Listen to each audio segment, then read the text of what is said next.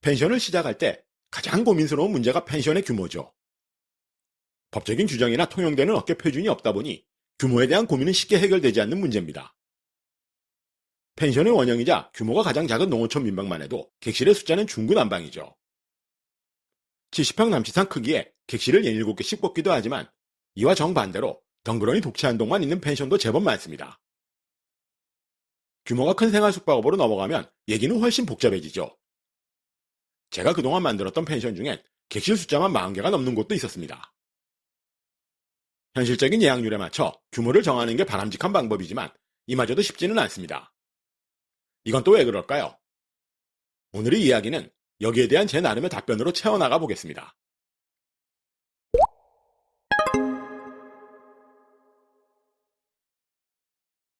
결론부터 말씀드리면 펜션은 계산기를 두드려가면서 수익성을 논할 사업은 아닙니다. 주거를 겸한 자영업이라는 관점에서 접근하는 게 현실적이죠. 그래서 스스로 감당할 수 있는 범위에서 규모를 정하는 게 가장 현명합니다. 솔직히 자기 돈만 가지고 펜션을 차리려는 사람은 거의 없죠. 음으로 양으로 어딘가에서 돈을 빌려 펜션을 짓습니다. 관광진흥자금처럼 이자가 저렴한 대출도 있지만 은행에서 빌릴 땐 이율이 상당하죠. 그래서 이자를 내고 나도 돈이 남는지 물어보시는 분들이 많습니다. 그런데 스스로 감당할 수 있는 규모라는 말엔 또 다른 의미가 숨어 있죠. 투자금과는 별개로 나와 내 가족들이 꾸려갈 수 있는 규모 역시 중요한 문제입니다. 하지만 이런 고민이나 두려움도 펜션 사업을 알아보는 과정에서 눈 녹듯이 사라져버리는 경우가 많죠. 최악의 불경기라고는 해도 장사가 잘 되는 펜션은 여전히 많습니다. 그래서 그런 곳들을 하나둘 찾아다니다 보면 규모에 대한 고민이나 불안감은 서서히 사라지고 어느 순간 자신감이 생기기 시작합니다. 하지만 이런 근거 없는 자신감은 어느 순간 내 발목을 잡는 덫이 되기도 합니다. 객실 숫자가 늘어나면 매출도 커질 거라고 믿는 분들이 생각보다 많죠. 10만원짜리 객실 3개면 하루에 30만원을 벌지만 객실을 5개로 늘리면 50만원을 벌지 않을까 하면서 계산기를 두드립니다. 하지만 펜션은 임대업이 아닙니다. 매출은 예약률에 따라 달라지죠. 대신 지출 항목은 다릅니다. 매출이 많건 적건 다달이 나가는 고정적인 지출은 반드시 있죠. 그리고 그 중에 인건비가 가장 큽니다. 요즘은 아무리 적게 잡아도 한 달에 250만원은 줘야 펜션에서 청소할 직원을 뽑을 수 있죠. 심지어 구조나 객실 숫자에 따라서는 혼자 청소하려고 들지도 않습니다. 오죽하면 인건비가 상대적으로 낮은 불법 체류자들이 펜션에서 숙식하며 일할 정도죠. 물론 방이 2-3개 정도면 나와 가족들이 힘을 합쳐 꾸려갈 수 있습니다. 하지만 객실 숫자가 많아지면 인건비는 늘어나고 수익률은 오히려 줄어들죠. 투자금과는 별개로 내가 감당할 수 있는 규모가 중요한 이유입니다. 인건비만큼 버거운 게 16%에 달하는 예약대행 수수료죠. 새로 펜션을 차리려는 분들은 상상도 못하지만 객실의 숫자가 많아지면 어쩔 수 없이 예약대행을 맡기게 됩니다. 오직하면 웬만한 펜션 홈페이지 회사들은 신축 펜션의 홈페이지에도 예약대행 회사의 달력을 달아야 한다고 우기는 게 현실이죠. 그들 간의 이해관계는 둘째치고 가성비를 쫓는 소비자들 중에 열의 9은 야놀자 같은 예약대행 어플을 만지작거립니다. 그렇다면 풀빌라나 독채 펜션 같은 고급 컨셉은 어떨까요? 비정한 현실이지만 풀빌라나 감성숙소는 웬만큼 돈을 쓰지 않으면 효과를 보기 힘든 컨셉입니다. 아무리 멋지게 만들어도 객실의 숫자가 조금만 많으면 예약할 손님들은 시큰둥하게 굴죠. 풀빌라나 감성숙소는 적은 숫자의 객실로 예약이 힘들다는 인식이 퍼져야 성공합니다. 쉽게 말해 고급 브랜드의 한정판 상품이나 극히 적은 숫자의 좌석으로 예약만 받는 오마카세 식당과 원리가 같죠. 물론 선택은 여러분 각자의 몫입니다. 하지만 수익성을 논하기 이전에 감당할 수 있는 투자와 너무 버겁지 않은 규모로 만드는 게 좋다는 사실만큼은 분명합니다.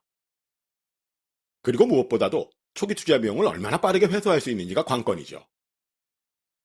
이걸 한마디로 줄이면 회수 가능성이라고 부릅니다. 그렇다면 회수 가능성이란 무슨 얘기일까요?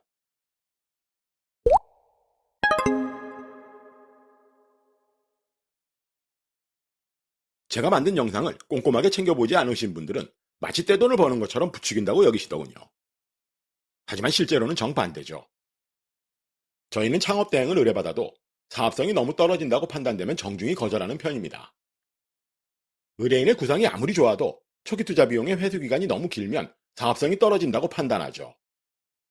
이러면 굳이 펜션을 차릴 이유가 사라집니다.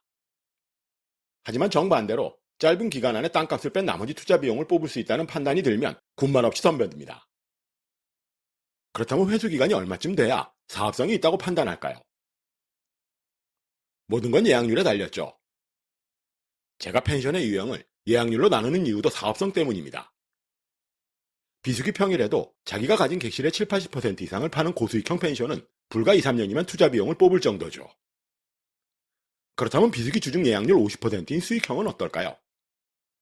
건축이나 인테리어 비용에 따라 다르지만 5, 6년 정도면 투자 비용을 대략 뽑습니다. 하지만 비수기 주중 예약률이 30% 정도면 솔직히 투자 비용의 회수 기간은 가늠하기 힘들 정도죠. 물론 자기 자본 비율이 높으면 별다른 수입 없이도 펜션을 꾸려가긴 합니다. 제가 비수기 주중 예약률 30% 수준인 펜션을 자립형이라고 부르는 이유죠. 그렇다면 그 이하는 어떨까요? 상상도 하기 싫어지죠. 물론 이런 계산도 모든 펜션에 일괄적으로 적용하긴 힘듭니다.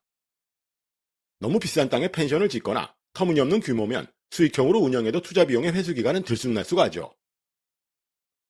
이런 사실에 밀어보면 펜션을 시작할 땐 감당할 수 있는 투자 못지않게 회수 가능성을 점쳐봐야 합니다.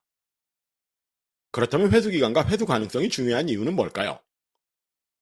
펜션 사업의 구조적인 문제 때문이죠. 펜션은 내가 사는 집을 이용해 돈을 버는 부업에서 출발한 사업입니다. 펜션의 원형인 농어촌 민박이 탄생한 이유죠. 그래서 땅값을 뺀 초기 투자 비용만 회수하면 매출의 목을 맬 일은 사라집니다. 주말이나 휴가철에만 방을 팔아도 나름 짭짤한 부업이 되기 때문이죠. 다시 매출을 되살리고 싶을 때도 부담은 없습니다. 리빌딩이나 리모델링할 여유자금도 어렵지 않게 만들 수 있죠. 하지만 여기저기서 돈을 끌어다 만든 규모가 큰 펜션은 다릅니다.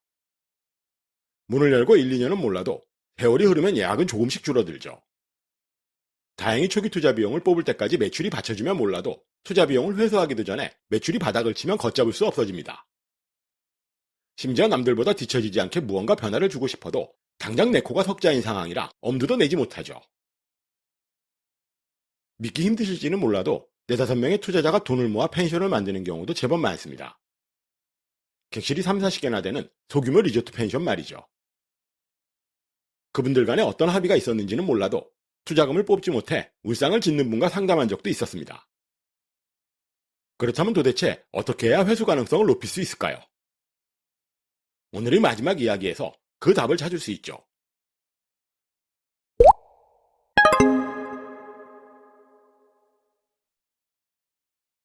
사업 계획부터 정상적인 영업이 시작될 때까지 모든 과정을 책임지는 역할이 창업 대행입니다.